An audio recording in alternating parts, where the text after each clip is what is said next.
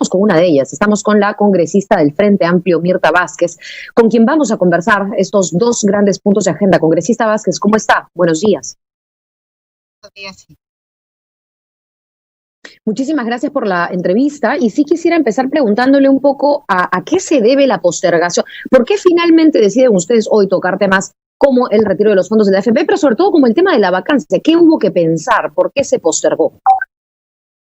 Sigrid, hay que dejar en claro que estas decisiones sobre postergaciones las está tomando la mesa directiva y en realidad yo no sé si tampoco en este momento existe un acuerdo sobre estos manejos sobre los momentos coordinado con los voceros siquiera de la bancada, y eso me parece un mal signo porque creo que son decisiones delicadas y además transmiten un mensaje. Entonces, nosotros recibimos la noticia por los medios de comunicación de estas postergaciones, de estas fechas, de cómo se priorizan los temas de debate, por ejemplo, el tema de la AFP, que debió entrar además en un pleno común, digamos, pero se ha fijado para el día de hoy.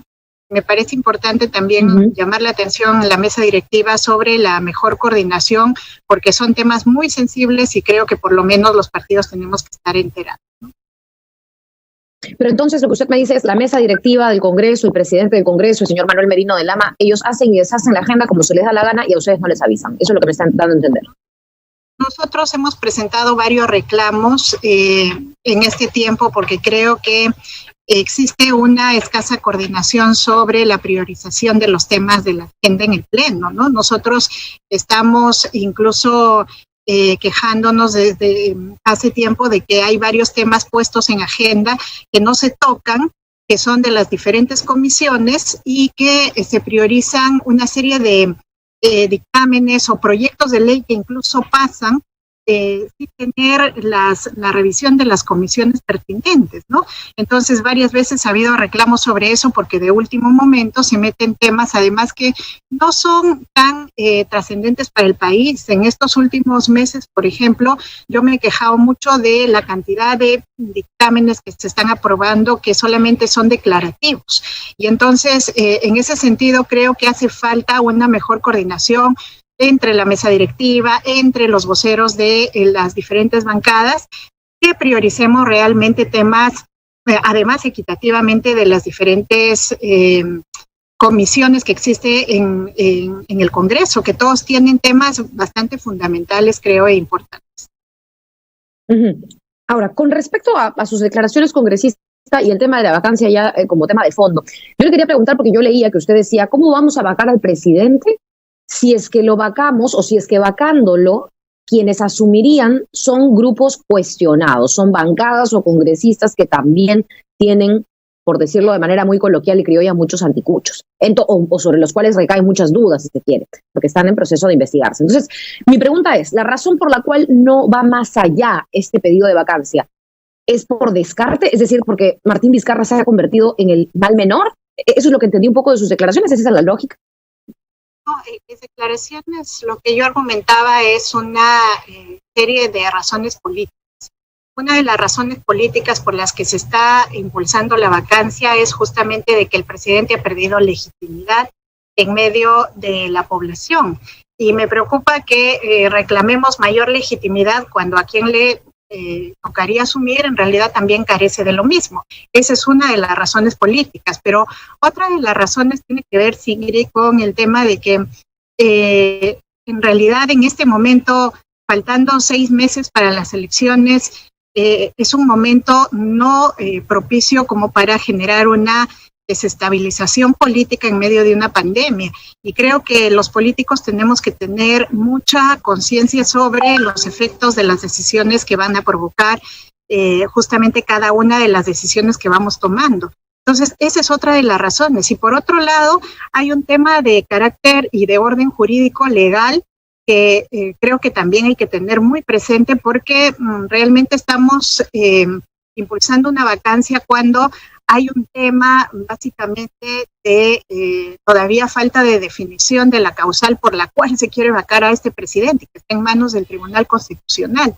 Entonces, ahí nos vamos a encontrar con una razón jurídico-legal Y creo que si, fíjate, mi posición es que si nosotros además tuviéramos claro cuál es el contenido de la causal de incapacidad moral, en este momento nadie tiene claro, cada congresista tiene su concepto sobre eso, pero si tuviéramos claro el contenido y si tuviéramos algunos medios de prueba bastante certeros, yo creo que cabría perfectamente.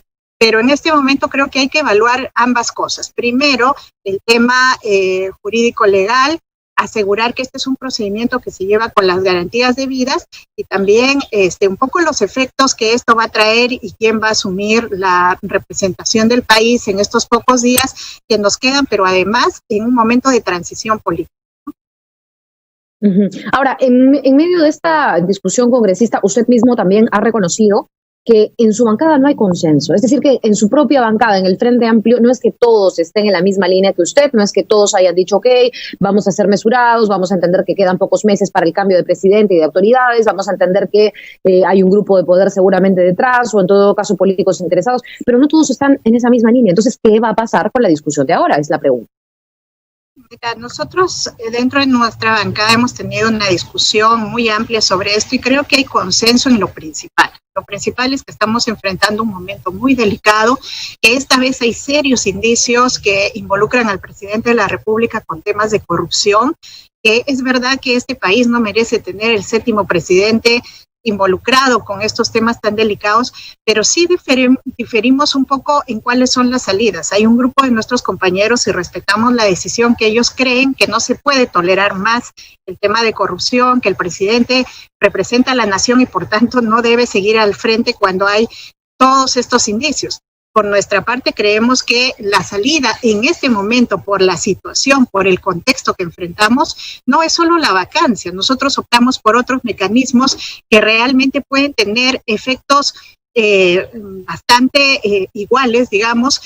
El tema de la fiscalización, por ejemplo, con el asunto de que el Congreso asuma mediante una comisión la investigación sobre estos graves hechos. Nosotros el día de hoy quiero anunciar, Sigrid, que mi colega Rocío Silva Santisteban y yo acabamos de ingresar una moción para que se forme una comisión multipartidaria que durante 60 días pueda investigar todos estos hechos del presidente de la República, los temas en los que está comprometido desde que fue gobernador en Moquegua, los temas que salen a la luz respecto a su vinculación de corrupción durante la época en que fue ministro de Transportes y en estos momentos se están denunciando también una serie de hechos que tienen que ver incluso con la parte más, yo creo que reciente sobre el tema de sus vínculos con algunos personajes como el señor Cisneros, etcétera.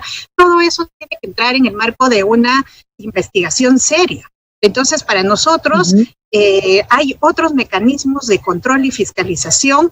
El hecho de exigir al Ministerio Público que tome una decisión clara sobre la investigación que se tiene que llevar a cabo durante estos meses hasta que el señor Vizcarra termine su periodo, son temas que creo que constituyen salidas mucho más eficientes que vacarlo en este momento para que generemos un cisma político y que pues no tengamos un resultado común.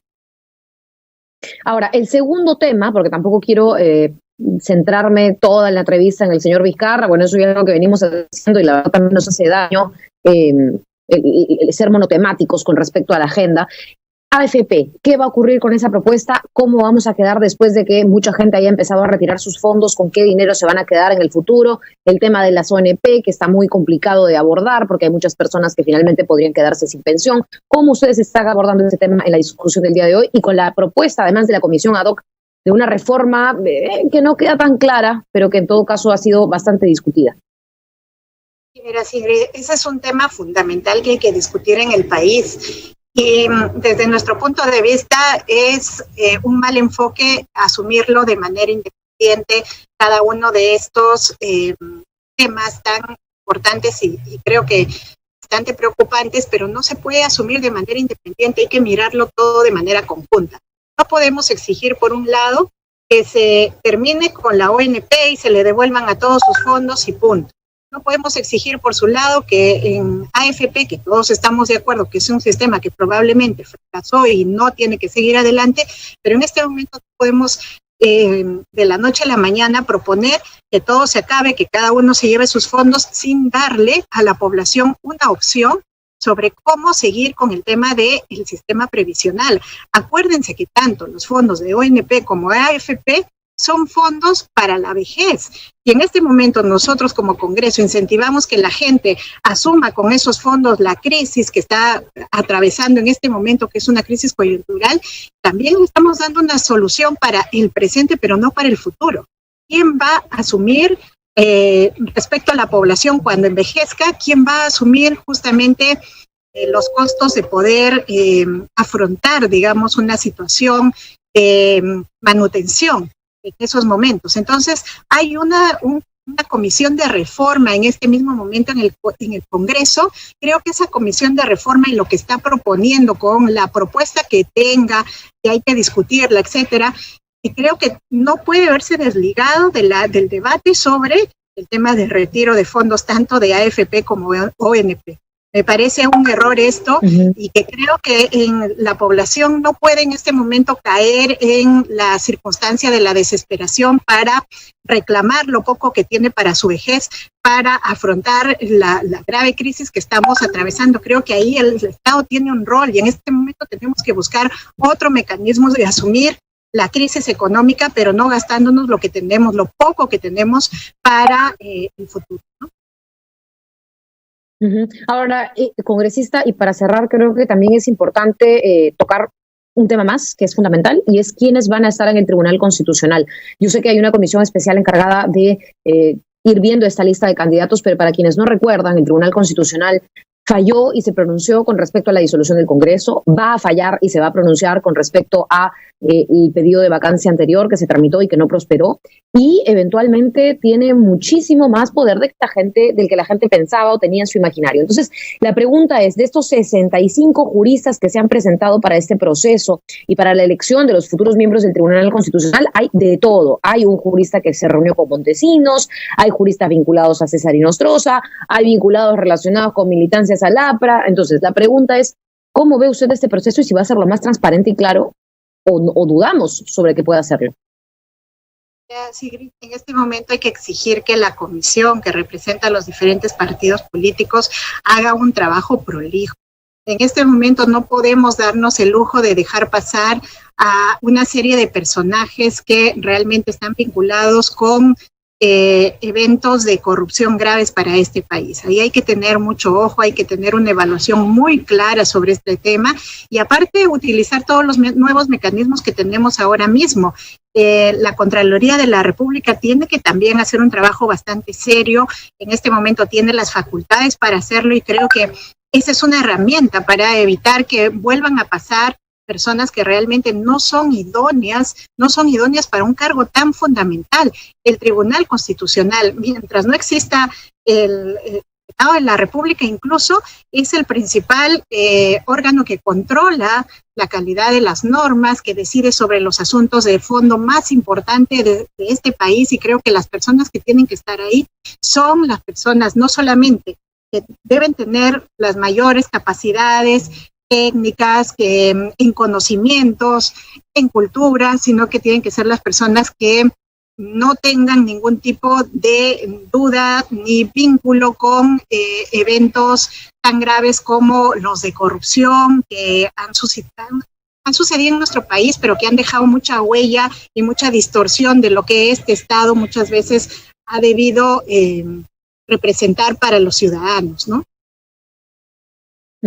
Bueno, congresista, la verdad es que nosotros esperamos que estas discusiones el día de hoy en el Pleno sean lo más serias, fructíferas posibles. Sabemos que además queda muy poco tiempo, que toda la atención se va a volcar ahora al proceso electoral, hay cosas sucediendo y mientras tanto lo que necesitamos en estos meses, 5 o 6 meses que quedan es trabajo. Ese es el legado que deja cada congresista luego de salir del puesto. Esperamos que esa responsabilidad la asuman con lo que toca, ¿no? Con decisiones serias. No sé si hay algo más que quisiera decir, porque además hablando del proceso que se viene ahora en camino, ustedes también como Frente Amplio, entiendo, ya tienen algunas precandidaturas, ¿no?